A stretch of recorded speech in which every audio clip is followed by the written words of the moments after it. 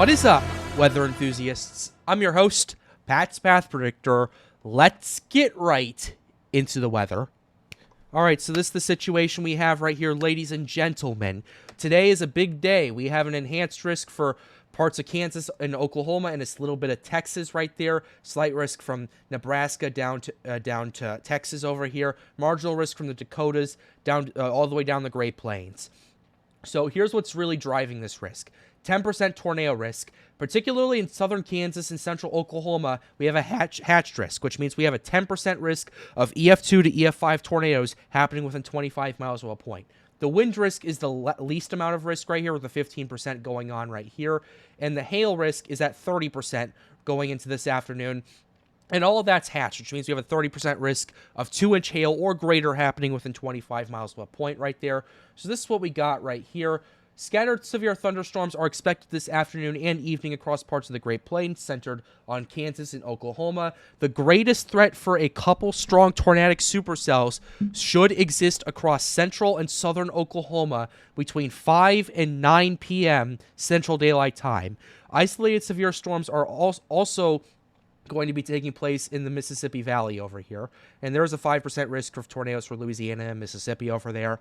But yeah, we're mainly going to be focusing on this. This is the main event we're looking at. Here are some of the models. Now, please keep in mind, this is going to be a little bit more of a weird pattern we're looking at, especially with this thing going on up here. There's a low pressure system over Colorado right now, and it's kind of causing a lot of rotation going on with these storms. But around 4 to 5 o'clock, maybe even 6, the storms are going to start firing up.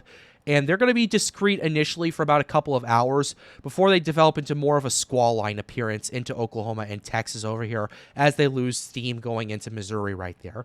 So that's what we're looking at going into this right here. We're going to go ahead and show you some of the CAPE we're looking at. This is the current CAPE we're looking at. This is the 0 to 3 CAPE. My apologies. This is the CAPE we're looking at. The CAPE we're looking at by around 6 p.m. It's cracking 3,000 in parts of central Oklahoma right there, around 2,000 in parts of Kansas right here. Central Oklahoma around 2,500 in parts of north central over here. OKC, if we take a look at that, around over here, around 27 to 3,000 joules per kilogram. Going into this right here. We take a look at the supercell composite going into this. Supercell composite, according to the HRRR run, especially over here in parts of Texas going into Oklahoma, is definitely reaching double digits right there. It's definitely getting into the double-digit range going into this. And as time goes on, as these storms continue to fire up and then eventually lose steam, it's going to stay around between the 5 to 10 range going into this, which that's going to be quite a bit going into this. The SIG-TOR parameter, really not that impressive as it was before. We could see some SIG tornadoes going into this. In fact, we could see potentially some in parts of Oklahoma and Kansas going into 8 to 9 p.m. tonight right here. But yeah, that's basically what we're looking at right here. And the SIG-TOR parameter, we're at like 3.7. And a lot of these areas, like between 3 and 4 going into this. All right, so here's what we have for you next is a couple of soundings going into this. We have one from central Oklahoma right here, 3,500 joules per kilogram of CAPE, 23 knots at 1 kilometer. SRH is at around 300 at 3 kilometers going into this. So yeah, definitely decent energy for tornado development going into this. And 36 knots for 6 kilometers. I mean, it could. If we want to see supercells, it could go a little higher, but I think we could see a lot of storms firing up moving into this right here. Potential hazard type tornado going into this. Here's the possibilities right here, looking at EF1, EF2, maybe even EF3 tornadoes right here. So with that, we got the lapse rate at 7.4. Definitely a juicy sounding in central Oklahoma. This next one is in Kansas.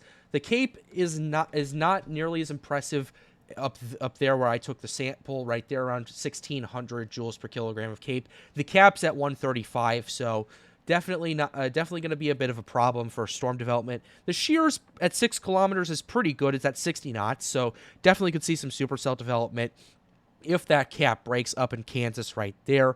22 knots at 1 kilometer, so definitely going to maybe get some tornadoes firing up, but not very large tornadoes, maybe some weak tornadoes going into this right there. But the last thing I want to go ahead and show you, as always, is the temperature and the dew point right before this stuff starts moving through. Here's what we got right here. This is at 4 p.m., The temperature in parts of central Oklahoma is in the mid 70s, upper 70s in parts of Kansas right here. The dew point temperature is actually pretty good, especially in central and southern Oklahoma, around the low 70s.